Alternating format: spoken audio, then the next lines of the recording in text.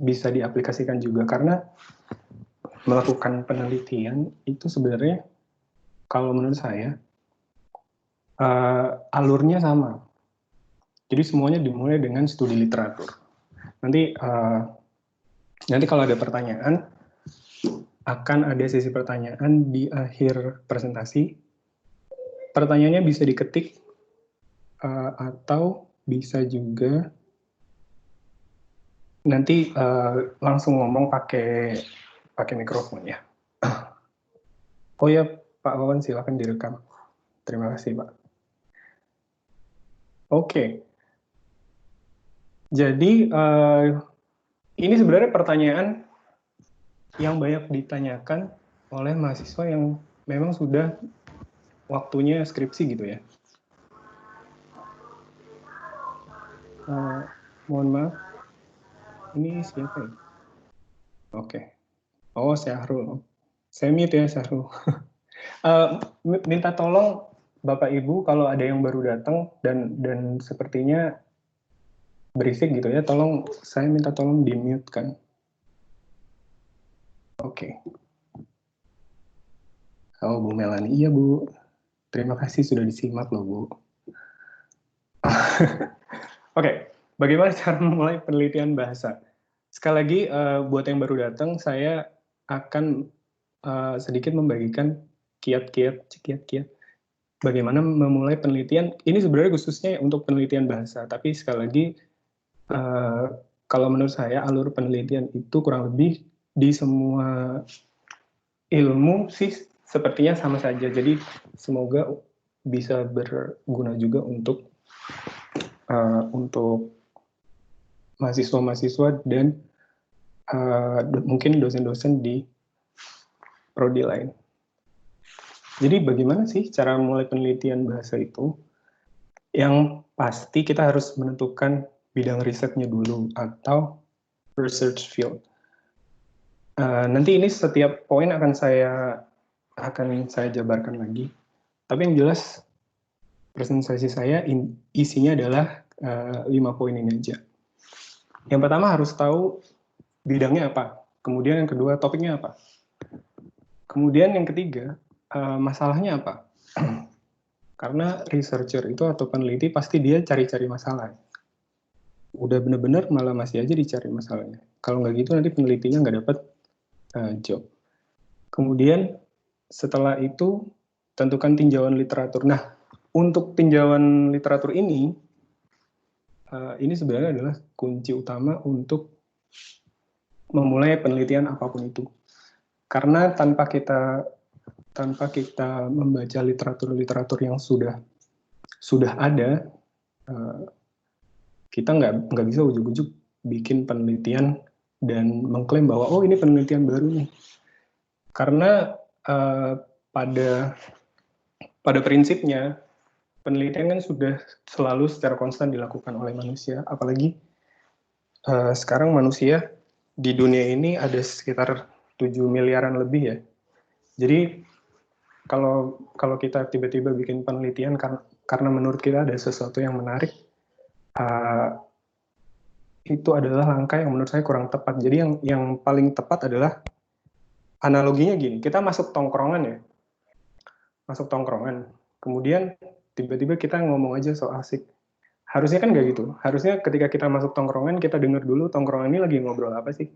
Baru nanti kalau misalnya kita udah paham dia ngobrolin apa, baru nanti kita memasukkan entah itu pandangan kita, entah itu koreksi atau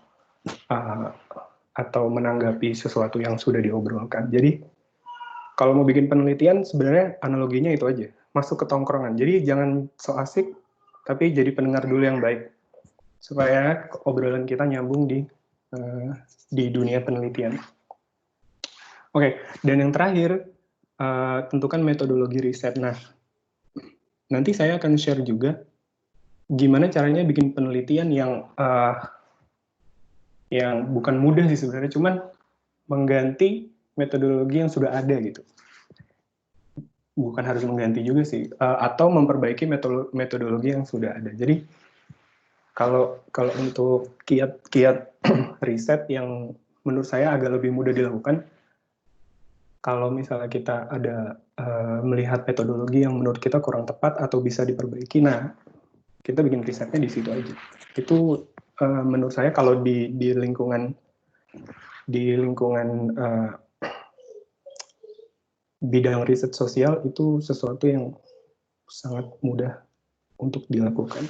Ini menurut saya aja ya. Jadi kalau misalnya menurut kalian atau Bapak Ibu sekalian ada yang perlu ditanyakan dan disanggah, bisa nanti waktu di akhir presentasi.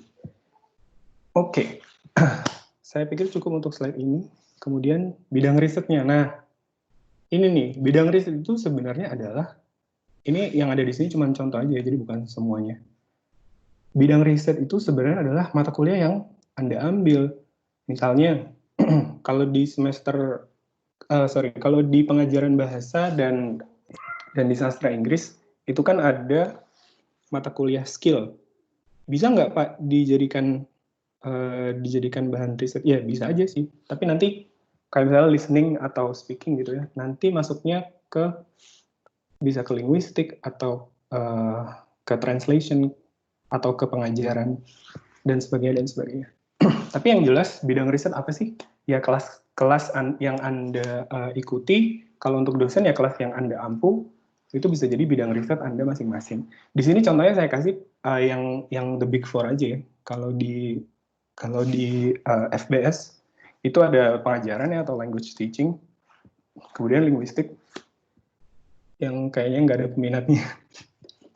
Tapi nggak apa-apa, nanti kita perbesar base untuk peminat linguistik. Kemudian ada penerjemahan dan literatur. Nah, bidang riset apa yang cocok untuk Anda? Itu yang bisa jawab sebenarnya Anda sendiri. Minat sih sebenarnya. dan bidang riset ini akan mempengaruhi literatur yang Anda baca. Kalau misalnya untuk anak mau lulus S1, itu biasanya yang dibaca 20-30 literatur untuk buat skripsi gitu ya. Kok banyak banget Pak? Ya, nanti kalau mau S2 dan S3 akan lebih banyak lagi. Jadi, gitu deh. Ya, jadi bidang risetnya tergantung kelas yang Anda minati. Misalnya, oh saya suka nih kelasnya Pak Onu, English Phonology. Ya udah, nanti kalau kalian minat di situ, saya bisa jadi pembimbing kalian gitu kan ya, misalnya. By the way, ini siapa ya? Oh, Tika. Tika, sorry, saya mute dulu ya. Kemudian, untuk yang baru datang, tolong di-mute sendiri ya, mikrofonnya. Kemudian untuk, misalnya saya suka pariwisata nih, nah, nanti bisa menemui Bu Melani gitu ya, karena Bu Melani yang memang minat dan bakatnya di bidang riset kepariwisataan. Jadi gitu, selain research field ini menentukan apa yang nanti kalian baca literaturnya, itu juga akan menentukan siapa pembimbing yang sesuai dengan bidang riset kalian. Jadi itu, bidang riset, itu yang pertama. Kemudian yang kedua ada, ini penjelasan satu persatu ya. Maksudnya di bidang riset tersebut apa sih yang bisa diteliti? Kalau untuk pengajaran language teaching, karena pengetahuan saya yang terbatas masalah language teaching, ini biasanya yang terkenal sih ya kalau nggak TESOL, TEFL, TAIL, TCSO. Kalau untuk anak PPBM itu biasanya ya pasti ke teaching Chinese as second language ya. Ada nggak sih teaching Chinese as foreign language? Bu Sita atau Pak Vincent? Lah, nggak dibahas. Ya udah ya. Jadi jadi ini salah satunya ya. Teaching English as second language. Ada Pak, TCFL. Oh, TCFL ada. Teaching Chinese as foreign language ya. Berarti itu beda sama, ini Bu Anggra nih. Beda sama TCSOL ya Bu Anggra ya? Approach-nya ya? Iya, beda. Oke, sip. Jadi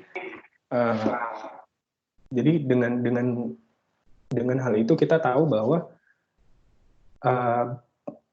Kalau kalau saya minatnya di bidang riset pengajaran, nah itu harus tahu tuh bedanya TCFL sama TCSOL. Karena apa? Karena nanti metodologi dan literatur yang dibaca juga berbeda. Nah, untuk hal-hal seperti ini lebih baik tanya sama pembimbingnya nanti.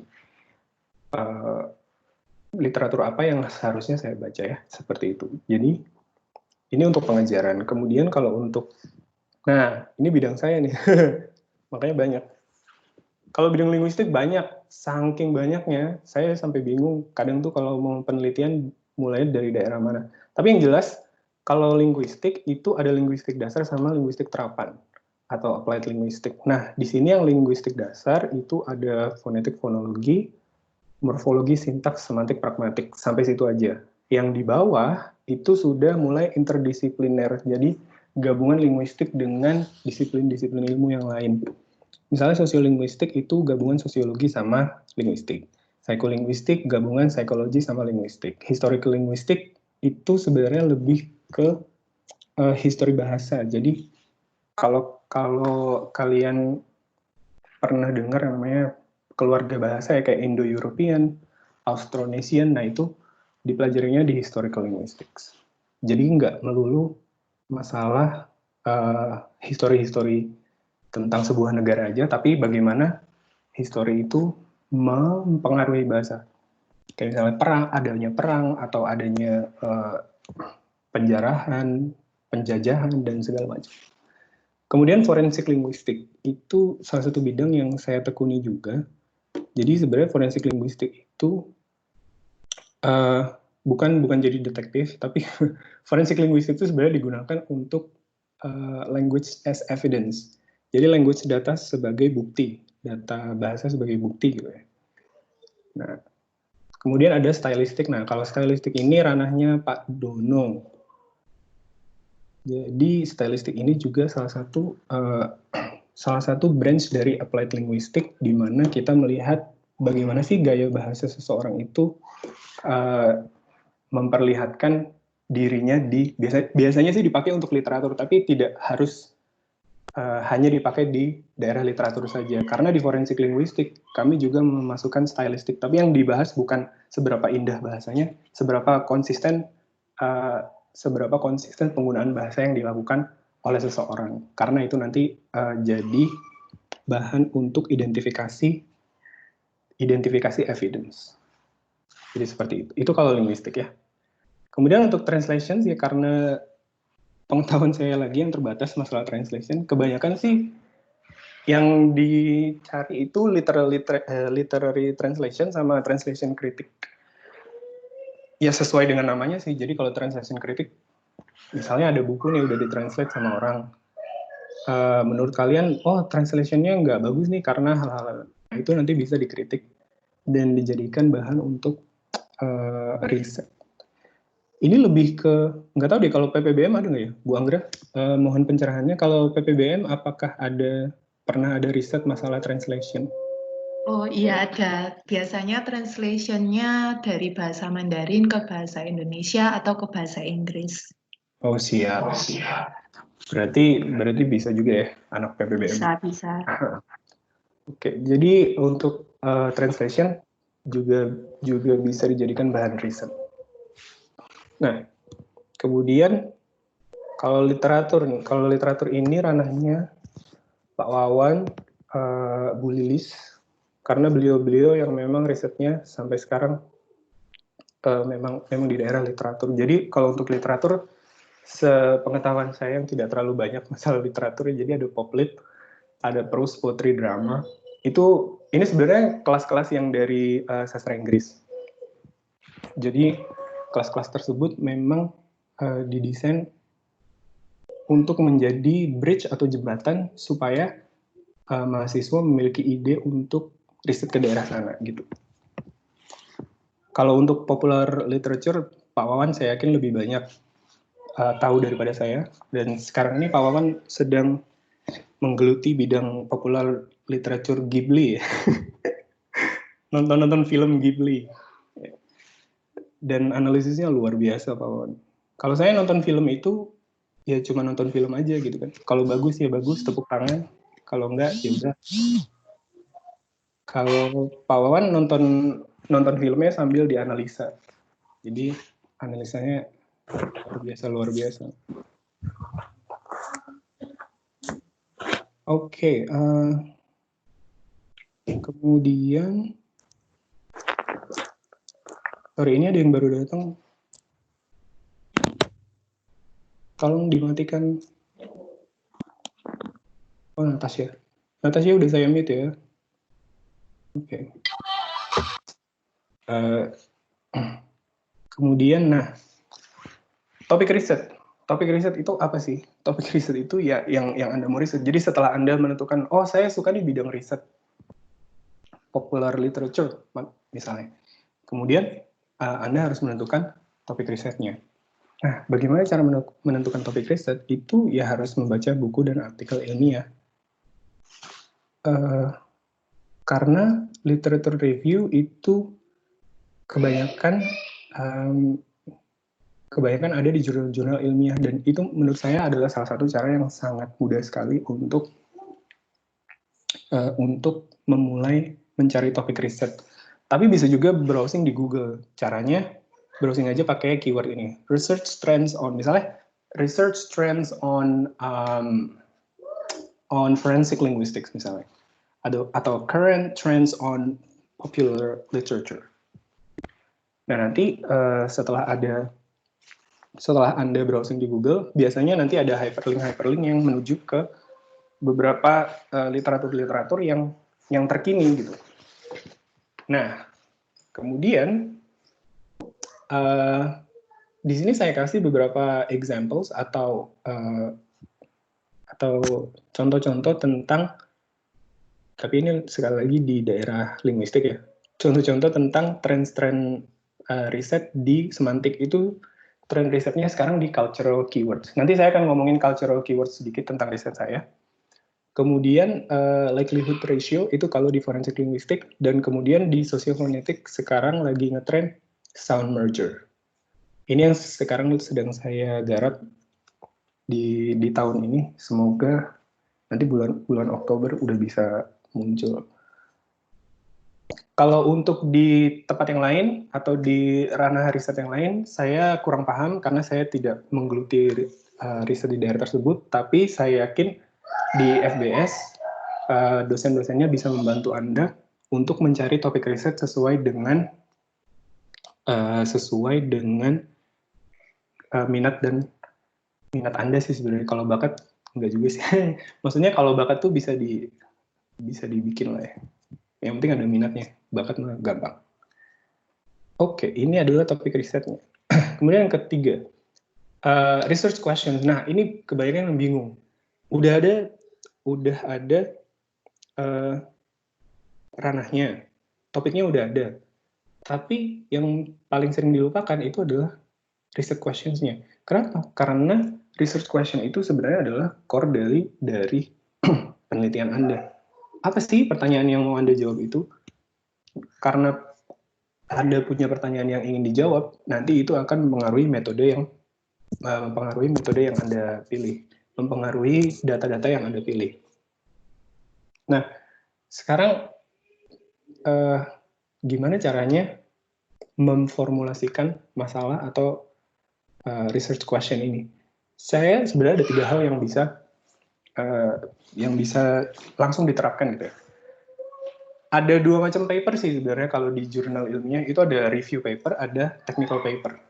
Nah, kalau review paper itu biasanya ngomongin hal-hal yang sudah di riset sama orang, kemudian ada orang lain yang baca, kemudian sama dia di review gitu.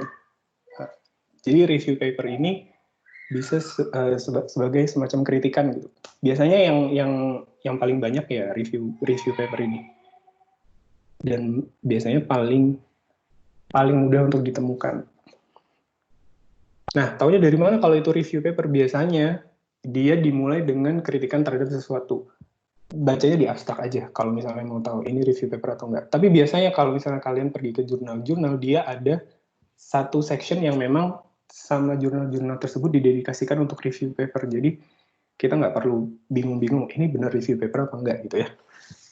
So, baca review paper dan fokus ke bagian conclusion-nya. Kenapa? Karena biasanya di bagian conclusion itu, kalau researcher-nya baik dan memenuhi kaidah-kaidah riset yang baik, ya, biasanya dia kasih improvement for future research atau things that we can do in the future research. Jadi apa sih yang bisa kita lakukan di riset-riset selanjutnya gitu, yang tidak dilakukan di riset ini dan riset-riset sebelumnya. Nah, biasanya itu ditulisnya di bagian conclusion.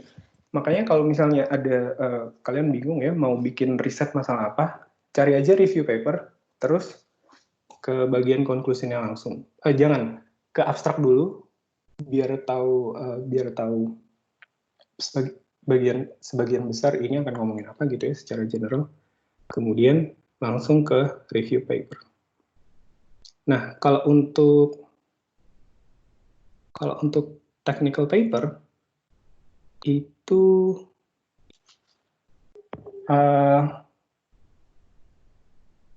sebentar ya. Kalau untuk technical paper itu biasanya cari ke jurnal-jurnal yang indeksnya bagus. Kayak Elsevier biasanya. Kok ngomongnya Elsevier terus? Tapi nggak harus di Elsevier ya, karena yang tidak dipublish di Elsevier pun biasanya juga ada yang bagus. Dan banyak yang bagus sih sebenarnya. Nah, jadi summary-nya kalau untuk review paper itu adalah review atau survei topik penelitian tertentu. Kemudian kalau technical paper, dia akan membahas aspek teknik dari perbaikan metodenya aja. Jadi kalau review paper itu bisa membahas mereview suatu penelitian yang sudah ada, kemudian dicari hal-hal yang bisa diimprove. Kalau technical paper biasanya dia akan fokus ke metodologi yang digunakan dan bisa diimprove untuk penelitian selanjutnya, atau bisa diimprove tuh bahasa Indonesianya apa? Diperbaiki gitu lah ya, untuk penelitian selanjutnya. Jadi kalau untuk technical paper itu fokusnya lebih ke metodologi. Nah, kenapa kalau saya pribadi saya suka technical paper? Karena kalau untuk metodologi itu banyak banget yang bisa dirubah secara nggak harus, sebenarnya perubahannya nggak terlalu signifikan, tapi dengan sedikit perubahan metodologinya jadi berkembang gitu loh. Misalnya kalau di ranah bahasa gitu ya, bagaimana cara mengetahui pronunciation, bagaimana cara mengimprove pronunciation murid bahasa Inggris supaya fonetiknya itu lebih tepat sasaran. Nah, biasanya yang dipakai adalah data kelas atau performance murid ketika di kelas dan diberikan tes sama dosennya misalnya gitu ya, atau dites di dalam lab. Kalau misalnya ditambahin tes dalam lab dan naturalistic data itu kalau misalnya kalian sedang ngobrol gitu ya sama teman kalian di luar pakai bahasa Inggris, kemudian itu direkam. Nah, nanti hasil dari rekaman yang naturalistic data dengan yang lab data itu bisa dikomparasikan. Nah, cuman gitu doang. Terus udah jadi satu riset karena Anda memperbarui metodologi dari riset yang sebelumnya gitu. Dan dilihat apakah dengan perbaruan tersebut ada perubahan signifikankah atau malah nggak ada perubahan sama sekali. Jadi jangan takut melakukan riset dan gagal. Maksudnya gagal tuh sebenarnya riset nggak ada yang gagal ya. Karena riset yang gagal pun akan berkontribusi sesuatu ke pengetahuan umum tentang ranah tersebut.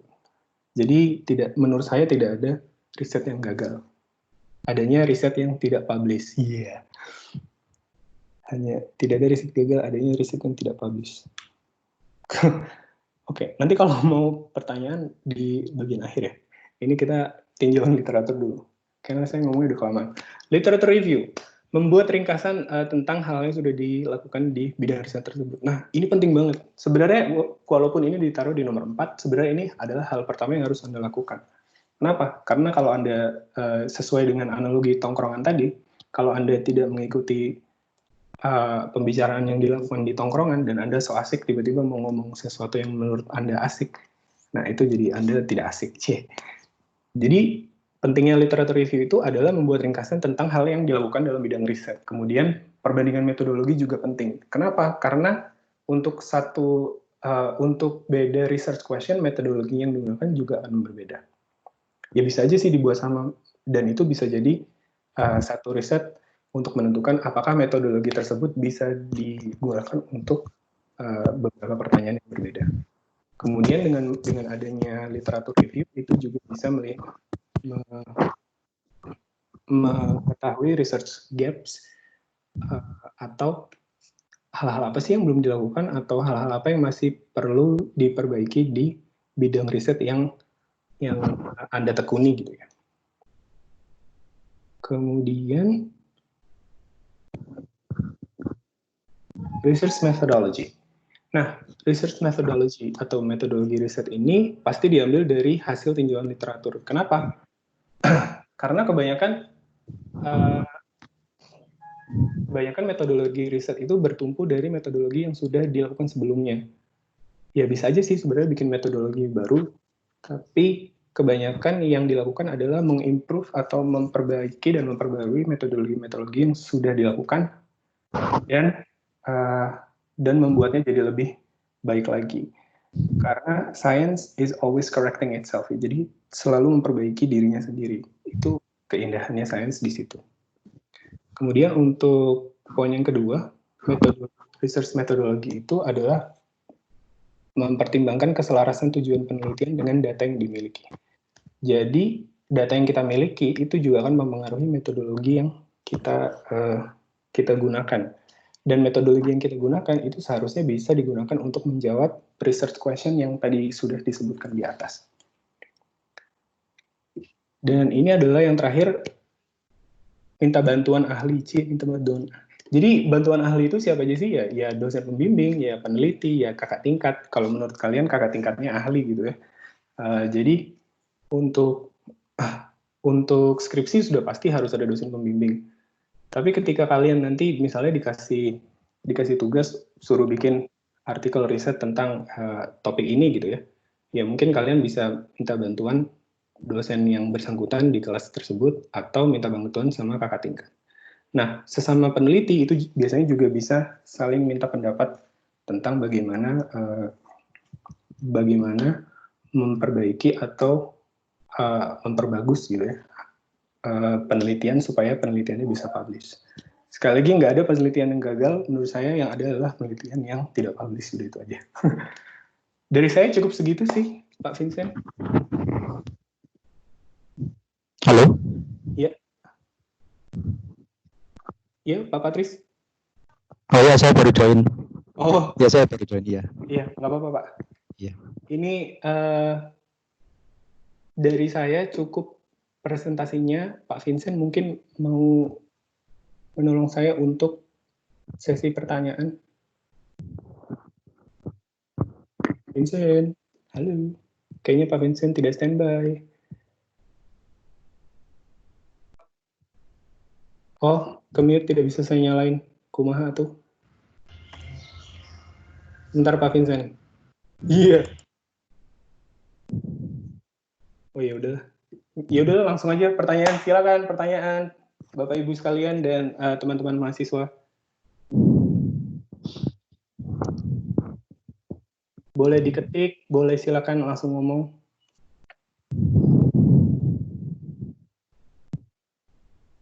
Ini pesertanya berapa orang ya, Pak? Maaf, saya tanya. 57 orang, Pak Patris. Oh, 57 ya, bagus. Iya. Oh iya, terima kasih banyak. Iya.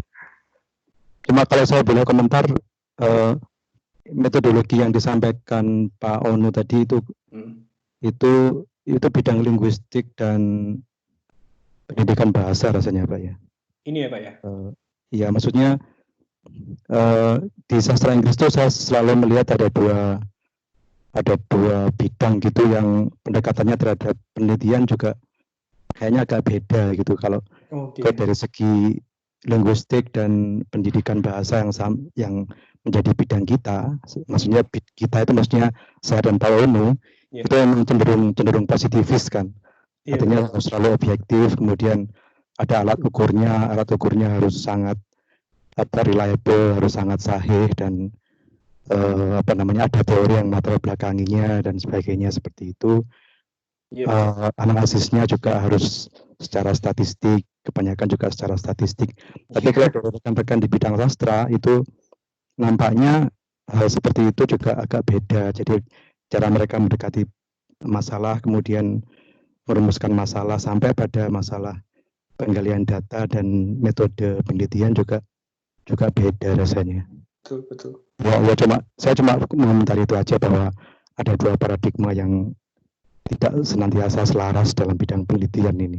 Dan nampaknya rekan-rekan dari bidang sastra juga masih harus merumuskan gimana sih meneliti sastra yang benar itu seperti apa, karena pernah kami membicarakan tren penelitian sastra selama ini di S1 di sastra Inggris di Macung itu nampaknya salah. Bukan seperti itu maksudnya. Saya nggak tahu detailnya, tapi yang jelas itu perlu pemikiran ulang gitu lah, Pak. Siap. Ya. Terima kasih banyak Pak Patris. Iya, memang tadi itu saya yang di pertama memang bilangnya di bidang bahasa, mungkin ini ya terlalu linguistik sekali ya Pak. Tapi kalau menurut saya pribadi, ini guyonan aja ya. Kalau misalnya yang namanya sains itu harus bisa diukur, memang kalau nggak bisa diukur ya bukan sains, iya. Tapi bukan berarti mengecilkan teman-teman yang di bidang literatur, karena memang untuk penelitian di bidang literatur itu sampai sekarang metodologi yang digunakan juga kebanyakan ngambilnya dari linguistik. Misalnya stylistik itu kan applied linguistik. Yang saya tahu sih kalau bidang literatur kebanyakan ngambilnya kalau kayak prose sama drama gitu ya, bisa dibikin lebih calculable atau bisa dihitung kalau misalnya pakai konten analisis misalnya gitu. Tapi sekali lagi saya nggak tahu apa yang terjadi di Universitas Macung, dan terima kasih sekali Bapak Patris memberikan awareness masalah literatur tersebut supaya kita bisa memperbaikinya bersama-sama. Mungkin ada masukan yang lain dari teman-teman atau ini siapa yang ngomong nih? Nggak ada. Oh ya udah, nggak ada yang ngomong. Yang mau bertanya silakan diketik di sini ya. Oke, silakan. Oh ini udah direkam kok, jadi santai. Saya juga akan memberikan PowerPoint presentation saya supaya nanti untuk yang butuh bisa diakses. Bentar ya. Meanwhile, I'm still waiting for questions and answers. Questions. Pardon.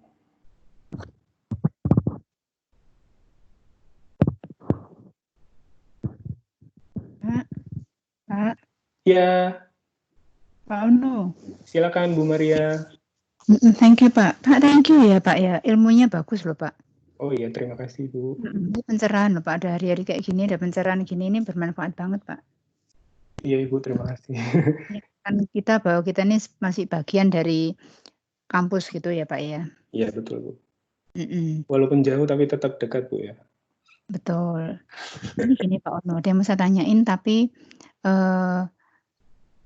agak di luar konteks mungkin. Maksud saya begini, saya sangat tertarik pada forensik linguistik ya Pak ya. Iya.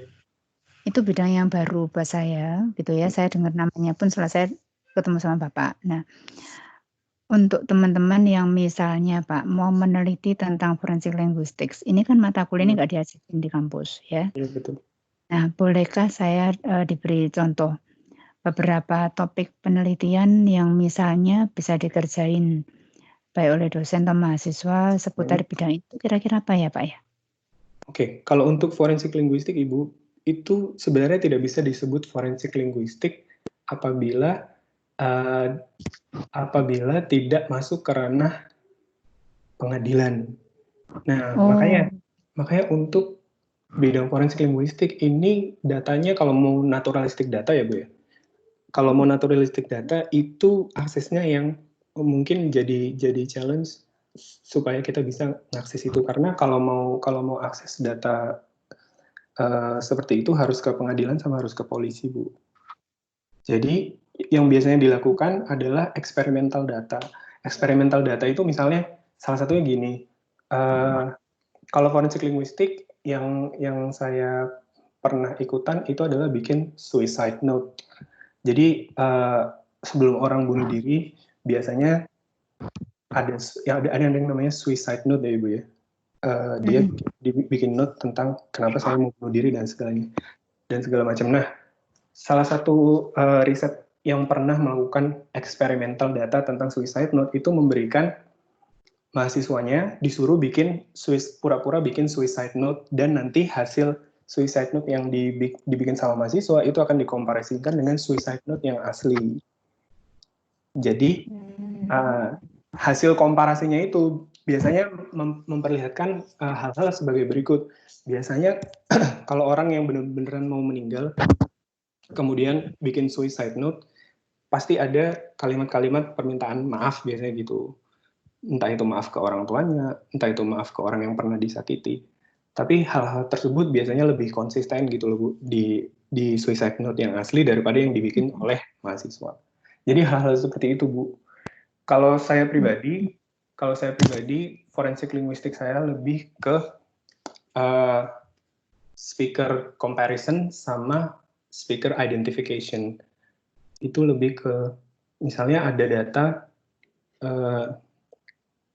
data pembunuhan orang, kemudian ada suara-suara yang muncul di background-nya gitu misalnya. Atau di blackmail, biasanya kalau blackmail gitu ya, saya sudah menahan putri Anda bla bla bla bla bla bla. Nah, itu tiba-tiba datanya masuk ke polisi. Nah, biasanya polisi minta bantuan forensik linguis untuk mengkomparasikan benar nggak nih yang di rekaman ini dibuat oleh suspek 1 atau suspek 2 atau suspek 3 gitu-gitu Bu. Jadi kalau dalam ranah Universitas Macung saya rasa untuk sastra Inggris itu nggak masuk kemana-mana Bu, karena kita kan tourism sama satunya lagi entrepreneurship.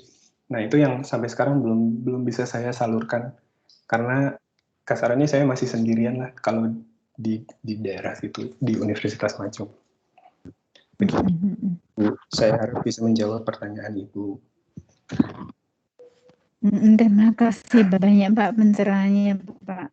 Good. Iya. You made my day brighter. Oh iya, terima kasih Bu, sama-sama. Itu ada Doni mau tanya. Oh iya, siap. Nama saya Doni dari PPBM. Ingin menanyakan, dalam memulai penelitian harus memiliki motivasi Pak. Bagaimana cara memotivasi diri untuk tetap pada jalur penelitian dan tidak putus di tengah-tengah? Maaf bila bahasa kerjanya motivator itu. Waduh, Doni. Kalau untuk motivasi Anda harusnya adalah lulus, ya, Doni. Kalau Anda tidak mau lulus, berarti Anda tidak memiliki motivasi. Nah, iya sudah pandai jadi motivator itu Bang. Iya, jadi Doni motivasinya lulus aja ya Doni, biar bayar kuliahnya nggak mahal-mahal, udah gitu aja. Biar nanti kalau misalnya bayar kuliahnya lebih mahal kan kasihan orang tuanya ya. Jadi menurut saya Doni untuk memiliki motivasi daripada bayar 2 semester, lebih baik bayar 1 semester, nanti yang 1 semester lagi bisa dibelikan PS5 atau Xbox yang versi X. Oke, Doni terima kasih pertanyaannya. Pak Onu. Ya. Ini saya pinjam laptopnya Bu Anggra. Oh siap. Gimana Pak pinjamnya? Oke Pak.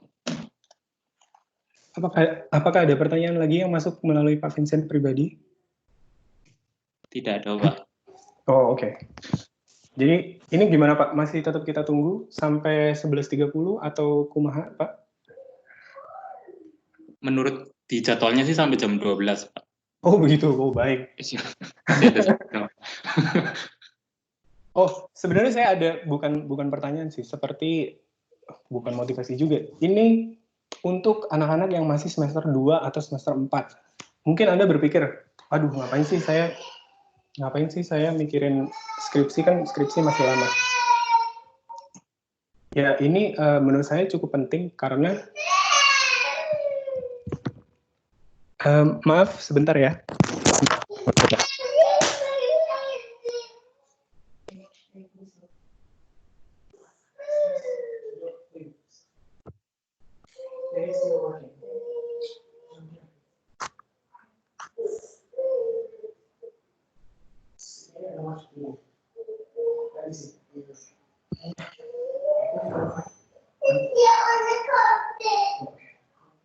Ya,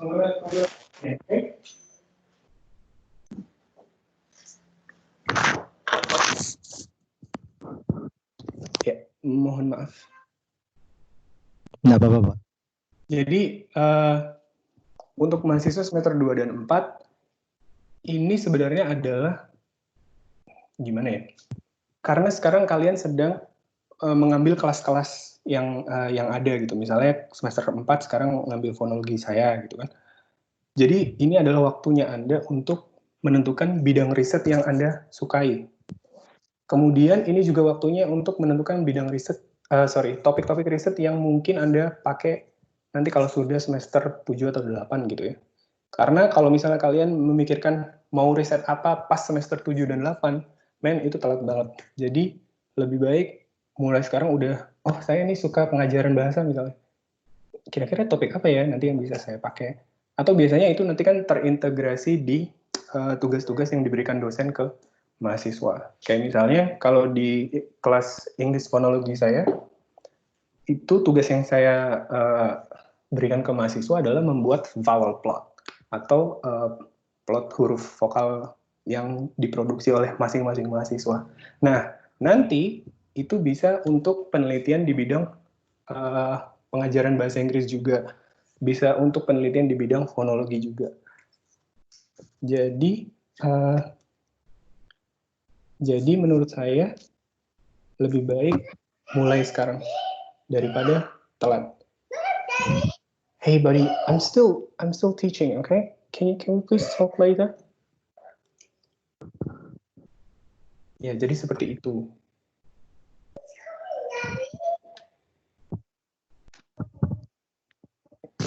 Ini saya harap yang lainnya mendengarkan.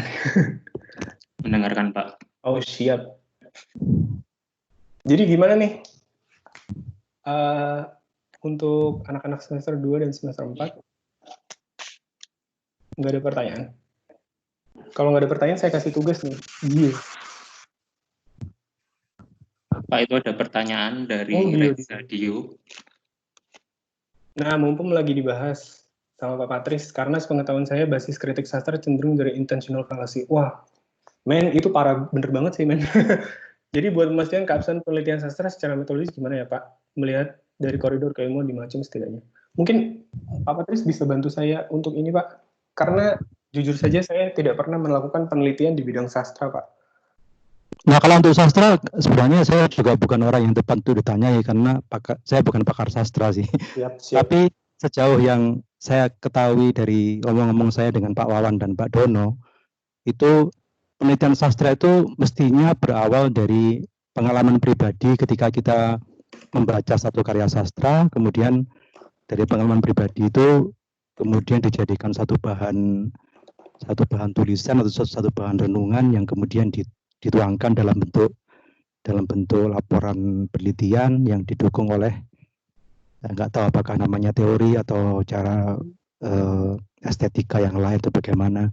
Tapi yang jelas saya bukan orang yang tepat untuk ditanyai ini karena saya terus terang saya memang bukan pakar sastra. Mungkin Pak Wawan atau Pak Dono kalau pas beliau berdua hadir bisa menjelaskan lebih mantap gitu Pak. Ya ini ada Pak Wawan Pak. Silakan Pak Wawan.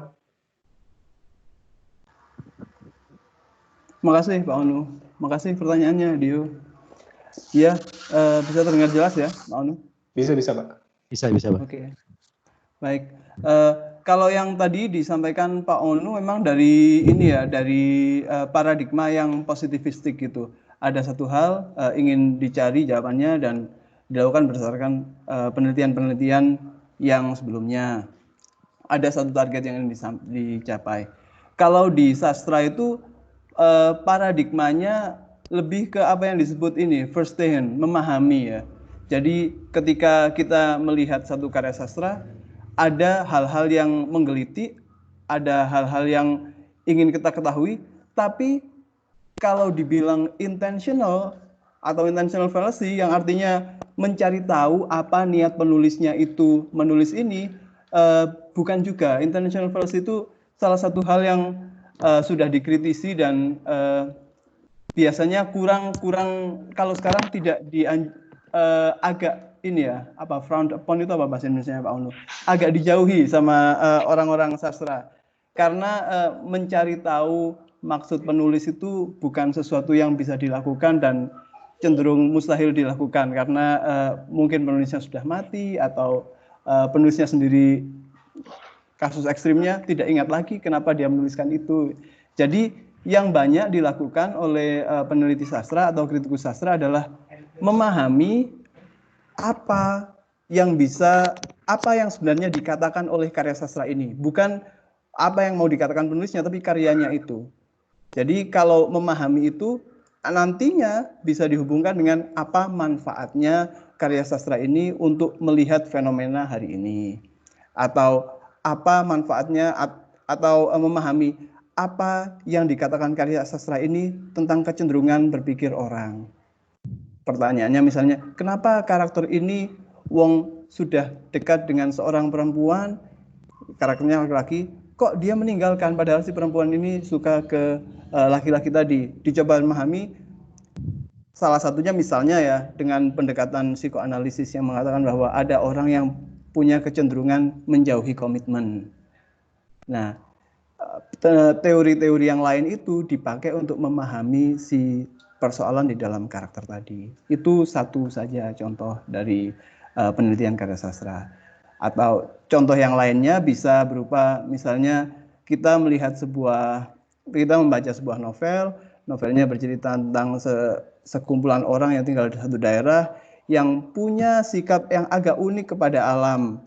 Misalnya kalau orang-orang di tempat lain mengeksploitasi alam, tapi kelompok ini tidak mengeksploitasi alam. Terus kita mencoba memahami juga kenapa begini ya? Kok bisa masyarakat ini begini? Akhirnya kita hubungkan dengan teori-teori ekologi atau teori-teori yang berhubungan dengan sikap manusia kepada alam, hingga pada akhirnya mencoba menjelaskan, oh ternyata ini adalah masyarakat yang bisa menghargai alam, yang berbeda dengan masyarakat yang pada saat ini mengeksploitasi alam. Dan implikasinya nanti atau hasil kesimpulannya nanti kita bisa mengatakan bahwa dari novel ini kita bisa mempelajari satu hal ini atau ini. Tadi Dio sempat mengatakan soal sastra untuk perubahan, ya mungkin dari situ bisa dilakukan penelitiannya. Kira-kira begitu Pak Onu kalau dari saya. Memang paradigmanya lebih ke paradigma memahami atau firsthand, bukan mencari jawaban untuk sesuatu yang sudah positif gitu. Iya, ya terima kasih banyak Pak Wawan. Jadi lebih ini Pak ya, seperti analisis film yang Bapak buat itu juga kan dari ekologi, ngambil dari hal-hal yang disiplin yang lain. Justru sastra lebih interdisipliner kan daripada linguistik kan Pak? Ya, bisa dikatakan begitu Pak. Oke, siap. Oh, ini ada pertanyaan dari Amy. Semisal saya ingin melihat perbandingan vowel chat tracing di puisi dengan puisi random untuk melihat pattern vowel dan foregrounding-nya. Cummings, apakah itu termasuk bidang fonologi atau stylistik kah? Dan apakah penelitian seperti ini bisa atau legit untuk dilakukan? Bisa Pak Amy. Mau bidang fonologi atau stylistik itu nanti tergantung sama metodologi yang kamu pakai. Jadi sebenarnya kalau penelitian itu metodologi akan menentukan ini sebenarnya penelitian di bidang apa sih gitu. Kalau misalnya kamu masukin fonologi di literatur review-nya juga sih. Maksudnya untuk reinforce atau memperkuat argumen kamu itu dari apa yang kamu pakai. Tapi kalau zaman sekarang itu sebenarnya pengkotak-kotakan penelitian menurut saya kontraproduktif dengan tujuan penelitian yang mau kita lakukan. Asal data, metodologi, dan research question yang Amy sampaikan itu koheren, menurut saya sah-sah aja gitu untuk jadi sebuah penelitian. Kalau mau diklaim ini bidang fonologi atau stylistik, kalau saya pribadi sih saya lihatnya dari metodologinya aja. Gitu Amy. Mungkin Pak Wawan dan Pak Patris ada yang mau ditambahkan masalah ini.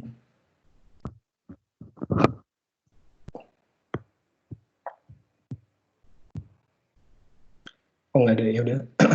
Pertanyaan berikutnya, nama saya Prajito dari Sasing. Ingin bertanya, biasanya riset dalam suatu topik memakan waktu berapa lama? Terima kasih. Nih, Jito ya. Percaya nggak percaya, mahasiswa saya bimbingan anak 2014 itu melakukan riset dalam waktu 3 bulan. Saking mepetnya, dia udah terakhir nggak mau riset, akhirnya udah daripada di DO mendingan riset ya. 3 bulan jadi. Serius. Itu yang penting adalah kemauan Anda untuk menulis, karena yang namanya riset itu pasti butuh pengelolaan waktu yang tepat. Jadi kalau untuk riset atau untuk skripsi gitu ya, alurnya kan Anda kasih draft, nanti draftnya dikasih ke pembimbing, sama pembimbing dibalikin. Nah, kalau Anda dan pembimbing Anda bisa melakukan hal itu dengan efisien, 3 bulan jadi. 3 bulan jadi men. Benedict, dalam kapasitas sebagai mahasiswa bahasa Inggris, apakah objek penelitian juga harus diambil dari fenomena karya sastra di lingkungan anglofonik? Nah, pertanyaan yang bagus nih ya. Kalau saya sih di linguistik, mau Anda pakai bahasa Jawa kayak mau pakai bahasa Baduy gitu, saya nggak masalah. Yang penting metodologi dan literatur reviewnya itu sesuai dengan perbincangan riset yang terkini lah. Tapi kalau dalam ranah karya sastra, wah ini Pak Wawan, kunaon atau Pak? Ya, Mbak Anu. Sejauh ini memang kita membatasi pada karya-karya sastra yang dituliskan dalam bahasa Inggris atau karya-karya sastra dalam bentuk lisan seperti film gitu ya, yang dalam bahasa Inggris atau dalam bahasa Jepang misalnya dengan teks Inggris. Jadi setiap kali melakukan rujukan kepada teks, nanti yang muncul adalah teks bahasa Inggris begitu.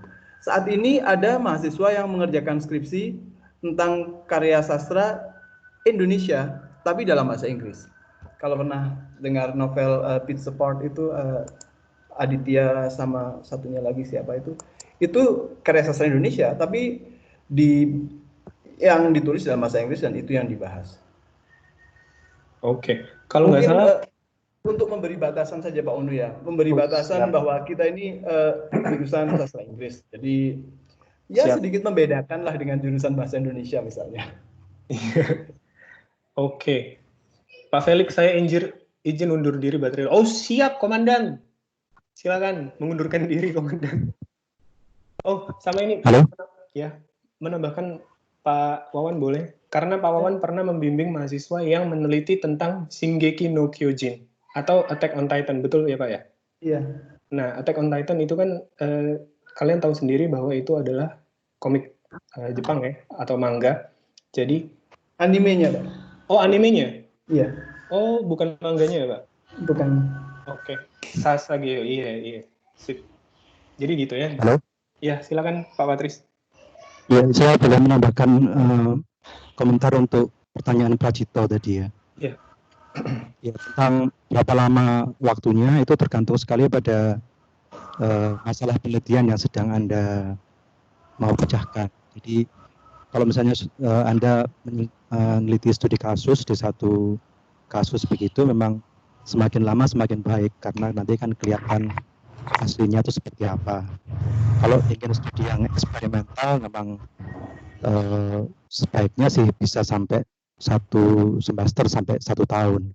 Tapi itu idealnya kan, kalau di semester 8 Anda cuma punya 4 bulan untuk menyelesaikan skripsi. Itu bisa tidak ideal, sehingga kalau tidak ideal ya berarti penelitiannya juga terbatas, jadi tidak bisa sampai maksimal. Misalnya mestinya idealnya ada 10 kali pertemuan, tapi karena mepet waktu jadinya cuma 4 kali pertemuan ya. Itu akhirnya memang harus dilakukan, tapi kemudian di dalam skripsi itu ada yang namanya limitation of the study. Nah, di situ kita bisa mengakui bahwa masa penggalian data hanya terbatas, misalnya seharusnya bisa lebih lama daripada 1 bulan, tapi karena waktunya mendesak, maka hanya bisa dilakukan kurang dari 1 bulan, misalnya seperti itu. Jadi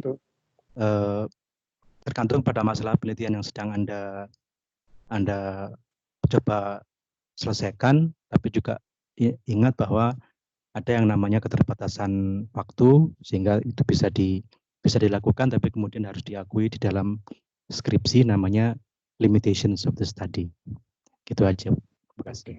Terima kasih banyak Pak Patris. Untuk menambahkan ya Jito, biasanya kakak-kakak kelas kalian itu ada yang PKL dan skripsinya itu jadi satu dalam hal data. Jadi waktu PKL dia nyari data, kemudian pas skripsi datanya dibahas. Nah itu menurut saya sesuatu yang baik sekali karena kalian mengerjakan satu hal untuk PKL dan skripsi. Jadi two birds with one stone lah istilahnya, which is good. Karena kalau misalnya cari data dalam kurun waktu 3 bulan, biasanya itu datanya ya data yang terbatas. Seperti itu. Bagus sekali pertanyaannya dan terima kasih Pak Patris untuk informasinya. Mungkin ada yang mau tanya lagi? Pak Onu, ya. Ini saya dapat pertanyaan titipan dari mahasiswa. Siap. Dari lisensi anak mahasiswa BPPM 17. Pertanyaannya, ketika kita sudah dapat lingkup hal yang diobservasi untuk membuat sebuah seminar proposal penelitian, tapi untuk memperkuat isinya, buku yang dibutuhkan sangat terbatas. Bagaimana pendapat Anda, Pak? Karena memang jurnal di Tiongkok itu kalau diakses di luar Tiongkok itu lumayan susah, Pak. Oke. Waduh, ini. Kalau China itu emang terkenal sekali dia eksklusif dalam ini ilmu pengetahuan ya. Saya nggak tahu ya. Kalau misalnya yang open access sih ya pasti ada Google Scholar, ada apa namanya jurnal-jurnal yang open access juga. Bahkan jurnal kita, jurnal Klausa itu juga open access. Tapi menurut Pak Vincent gimana Pak? Karena kalau masalah tutup akses dari China itu saya udah angkat tangan lah Pak. Yuk, kalau misal bayar bisa nggak? Bayar bisa Pak. Nah, ada yang berbayar. Sejauh ini setahu saya Macung itu tidak langganan jurnal apapun. Kalau saya langganan jurnal forensik linguistik itu pakai duit sendiri. Nah, kalau kayak gitu saya nggak tahu deh. Menurut Pak Vincent gimana Pak? Apa ada yang open access mungkin? Yang sedikit ilegal gitu? Iya. Pakai CNKI biasanya. Apa itu? Iya, CNKI. Jadi websitenya namanya cnki.cn atau .com ya? .com. Iya. Biasanya sih kalau berbayar saya dulu sama teman-teman itu patungan, Pak. Jadi bisa lebih murah gitu. Terus diakses bersama. Jadi satu ID buat beberapa orang gitu. Betul. Iya, soalnya kalau saya riset itu biasanya tinggal akses library universitas, tapi karena di Universitas Macung tidak ada subskripsi untuk jurnal-jurnal. Mungkin ini karena ada Pak Patris ya, Pak Patris, saya mohon dengan sangat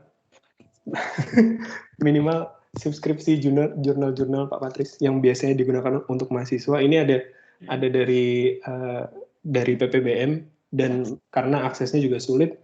Kalau untuk sastra Inggris kayaknya akses jurnal banyak ya, open access. Tapi kalau untuk bahasa Mandarin saya bisa sangat mengerti sekali karena melihat Republik China yang luar biasa ya dengan Xi Jinping dan segala macamnya. Gimana Pak Patris? Nah, kalau selama ini yang diberikan link yang diberikan oleh perpustakaan di ProQuest dan sebagainya itu pernah dieksplorasi enggak? Karena setiap kali perpustakaan mengedarkan kepada kita, bahkan juga kepada mahasiswa, link-link dari portal-portal jurnal yang bisa diakses secara gratis itu karena sudah dilanggang oleh perpustakaan dari berbagai bidang. Itu pernah tahu nggak mahasiswa dari atau kita semua pernah tahu nggak ada portal seperti itu? Saya sempat beberapa kali sama Pak Daniel Pandapotan melihat beberapa tema yang mungkin berkaitan dengan bahasa Mandarin, cuma memang temanya itu masih kurang sesuai untuk diterapkan dipakai di skripsi anak mahasiswa prodi Mandarin, Pak. Kita ada tawaran sih untuk berlangganan CNKI, cuma mungkin masih akan direncanakan, dianggarkan tahun depan karena biayanya masih sangat mahal sekali. Jadi, itu ada listnya Pak, banyak sekali. Saya sempat kirim ke Pak Yufra kalau nggak salah. Nanti coba saya forwardkan ke Pak Patris. Pilihannya banyak sih, kita bisa pilih. Karena sebenarnya kalau kita sudah akses ke CNKI ini, ya aksesnya memang luas sekali. Jadi banyak sekali buku maupun jurnal yang bisa kita download dari situ. Gini, ini kan PPBM itu adalah pendidikan bahasa ya kan? Iya. Sebenarnya tidak harus mengakses jurnal yang berbahasa Mandarin kan? Enggak harus. Bahasa Indonesia juga bisa, jurnal yang berbahasa Inggris juga bisa, selama topiknya itu masih pada pembelajaran bahasa, mestinya masih bisa relevan dengan skripsi mereka mestinya. Iya. Jadi kan nggak harus dari China juga rasanya. Iya. Jadi maksud saya sarana yang sudah selama ini ditawarkan oleh perpustakaan itu bisa diteliti lagi, ditelisik lagi. Kalau topiknya selaras dengan skripsi yang dikerjakan ya silakan di sana. Jadi nggak perlu harus menunggu yang dari CNKI itu. Memang idealnya dari CNKI bisa kita beli juga atau kita bayar, tapi kan karena kalau sudah menyangkut biaya apalagi yang sangat banyak itu bisa pertimbangannya bisa lama itu di atas. Bisa panjang urusannya. Bisa panjang. Makanya saya ingin tanya kepada rekan-rekan dosen, apakah pernah mengakses link-link yang diberikan oleh perpustakaan selama ini, kayak ProQuest, kemudian ada apa lagi itu, EBSCO. Itu secara reguler mereka selalu memberikan kepada kita link-linknya. Saya secara pribadi belum pernah sih Pak, tapi nanti saya coba. Oh ya. Selamat siang Pak Patris. Iya. Iya Pak, kalau di mata kuliah saya yang bahasa Indonesia itu kan saat saya mengajar semua jurusan itu kan saya pernah mengajak mereka semuanya ke perpustakaan dan saya minta mereka semuanya untuk cari jurnal di perpustakaan itu baik jurusan farmasi ataupun DKV ataupun ekonomi. Tetapi kendalanya biasanya itu tidak kompleks gitu loh Pak. Jadi yang open access tuh hanya tersedia 10, hanya 15 atau hanya beberapa. Nah, seperti itu kendalanya Pak. Kalau selama saya mengajar dan mengajak mereka ke linknya dari perpustakaan di situ. Gitu Pak. Oh ya, kalau open access memang mungkin masih terbatas ya, tapi yang di langgan perpustakaan kita tuh yang dari ProQuest dan sebagainya itu nampaknya banyak sekali yang bisa diambil di situ. Saya pernah melihat itu bisa satu bidang aja bisa puluhan jurnal tuh. Iya, terus pokoknya waktu itu sampai manggil Pak Daniel gitu kan, kok Pak ini kok memang hanya seperti ini gitu kan. Terus katanya pendapatnya mungkin oh ya ini masih belum masih terkunci atau apa gitu. Pokoknya akhirnya saya minta mereka pergi dari perpustakaan, akhirnya saya hanya di Google Scholar, hanya mencari di seperti itu saja begitu. Oh iya, di Google Scholar juga sudah bagus sebenarnya. Ya. Itu sih Pak, itu kalau dari pengalaman saya. Terima kasih. Iya. Terima kasih Bu Yohana. Pak Patris, mohon izin saya jawab pertanyaannya mahasiswa dulu boleh ya Pak? Silakan Pak. Oke. Benny, Melanjutkan pertanyaan saya, Pak, kalau objek yang diambil adalah karya sastra terjemahan, tentu tidak menutup kemungkinan akan ada konsep budaya bahasa yang lost in translation. Dalam kasus ini, apakah konsep yang tidak bisa diterjemahkan ini dihilangkan dari pembahasan penelitian atau dijadikan salah satu pertimbangan? Benny, kalau kamu mau meneliti itu, kamu ke saya, karena itu bidang saya, itu semantik. Itu bidang semantik. Jadi, saya bisa jadi pembimbing kamu. Dan masalah lost in translation, itu nanti ada beberapa metode yang mau saya tularkan sih. Itu namanya NSM, Natural Semantic Meta Language. Nah, NSM itu apa? Daripada saya ngomongnya kebanyakan, mendingan kamu ke ruangan saya aja langsung. Ini Pak Wawan mau ngomong kayaknya. Ya, Pak Unu. Maaf tadi agak tersela sedikit. Ya, tentang pembahasan yang lost in translation itu sebenarnya bukan hanya di linguistik juga, Pak Unu. Di penerjemahan, kajian penerjemahan, translation studies itu juga satu hal yang sangat lazim dibahas. Istilahnya intranslatability. Ada kata-kata yang tidak bisa diterjemahkan secara pasti, tapi penerjemah bagaimanapun caranya harus menemukan satu padanan kan. Nah, dalam kajian penerjemahan yang biasanya diteliti adalah bagaimana kata-kata yang tidak punya padanan pasti dalam bahasa sasaran, dalam hal ini bahasa Indonesia, dicarikan solusinya oleh penerjemah. Dan 2 tahun yang lalu ada mahasiswa kita yang melakukan kajian seperti itu. Dia meneliti penerjemahan novel Lelaki Harimau, Man Tiger, karyanya Eka Kurniawan ke dalam bahasa Inggris itu. Nah, dia membahas beberapa konsep budaya Indonesia, dalam hal ini Pangandaran, yang diterjemahkan menjadi kata bahasa Inggris dengan satu atau lain hal itu. Dia menyoroti bagaimana strategi penerjemah itu melakukan itu. Itu bisa dilakukan. Oke, terima kasih Pak Wan. Jadi Benny, itu justru jadi topik utama pembahasan penelitiannya, jadi nggak dihilangkan. Bukan dihilangkan, tapi itu justru jadi research question kamu nanti kalau misalnya mau meneliti hal seperti itu. Oke. Kalau untuk Dio, ini pertanyaannya saya penasaran juga, kecuali kalau penelitian yang sifatnya komparatif, penggunaan sastra terjemahan, apa masih bisa dianggap valid nantinya? Oh ini lanjutan dari pertanyaan tadi Pak Wan, gimana Pak? Penggunaan sastra terjemahan, maksudnya sastra terjemahan. Jadi yang bikin orang Jerman, bikinnya pakai bahasa Jerman, tapi diterjemahkan jadi bahasa Inggris misalnya gitu. Iya.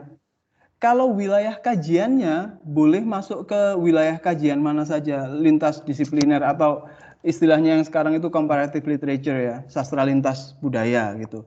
Jadi bisa sekali bahasanya, tapi mungkin pembahasan yang lebih banyak ke arah kontennya mungkin ya. Kalau pembahasannya ke arah bahasanya, maksudnya dari bahasa Skandinavia mana itu ke dalam bahasa Inggris, kebetulan mahasiswanya lebih tahu tentang bahasa Skandinavia, sementara dosennya nggak tahu, bisa jadi dosennya juga agak grogi juga ya mau menjadi pembimbing. Bagaimana kita bisa menyetujui sesuatu yang kita tidak tahu sama sekali gitu ya. Tapi kalau untuk kontennya, konten budayanya sangat bisa, asalkan memang ada sumber yang bisa dipelajari baik oleh mahasiswa maupun dosennya kan. Ya, betul sekali. Tambahan juga, dulu saya punya teman S2, dia tesisnya tentang bukunya namanya Dunia Sophie atau Sophie's World. Mungkin banyak yang udah baca ya. Jadi Dunia Sophie itu bahasa utamanya bukan bahasa Inggris, tapi kemudian diterjemahkan ke banyak bahasa. Nah, dia itu membuat komparasi bagaimana terjemahan bahasa Inggris dan bahasa Indonesia bisa mengcapture perbedaan budaya yang mana terencode atau diencode di dalam bahasanya itu sendiri. Jadi menurut saya bisa valid. Kalau untuk sastra terjemahan pun. Ada lagi mungkin pertanyaan? Kita sampai jam 12 ya, oke deh. Yuk, bisa yuk.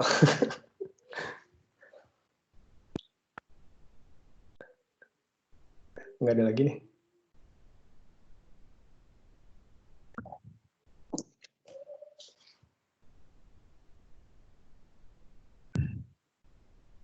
Bagaimana Pak Vincent?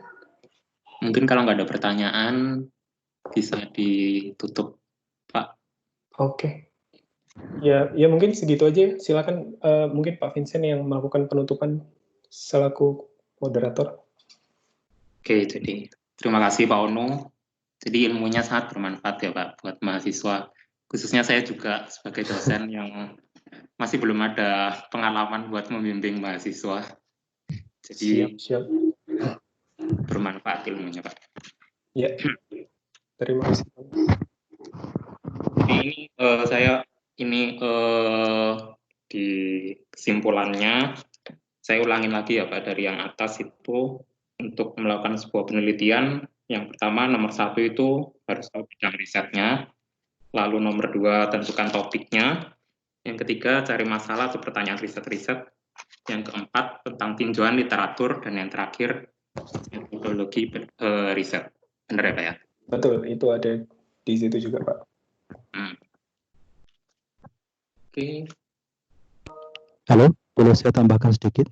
Oh iya, silakan Pak Patris. Ya, saya barusan mengirim link jurnal yang sudah diberikan oleh perpustakaan kepada kita semua. Itu sudah beberapa tahun yang lalu, tapi saya kirimkan lagi untuk refreshing. Mungkin rekan-rekan bisa mengakses itu. Seperti yang tadi saya katakan, di situ jurnalnya banyak sekali dan kita bisa membaca dari berbagai jurnal dengan berbagai topik di situ.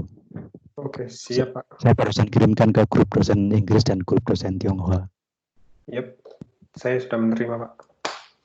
Iya. Terima kasih Pak Patris. Iya, sama-sama Pak.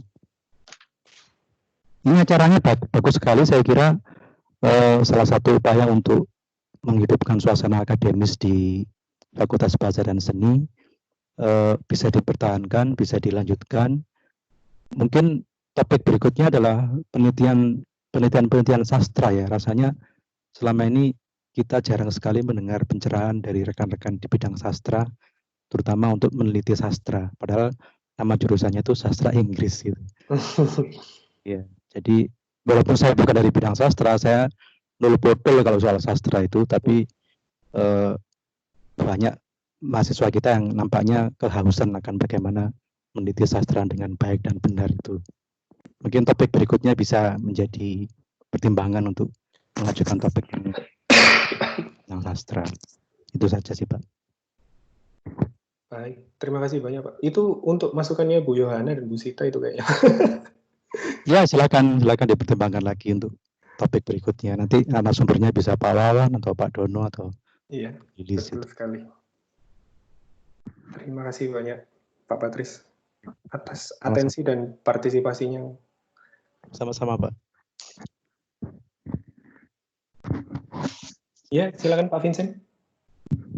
Ya, berarti kalau udah nggak ada yang mau ditambahkan dan nggak ada pertanyaan, bisa diakhiri ya Pak ya? Ya, saya rasa cukup sekian Pak Vincent. Ya, jadi topik kali ini bisa diakhiri. Terima kasih Pak Onu. Sama-sama. Ya. Oke. Ini penutupannya harus gimana Pak? Nah ini saya juga bingung. Ya, ini. kalau sudah buka lupa nutupnya lu gimana? Iya.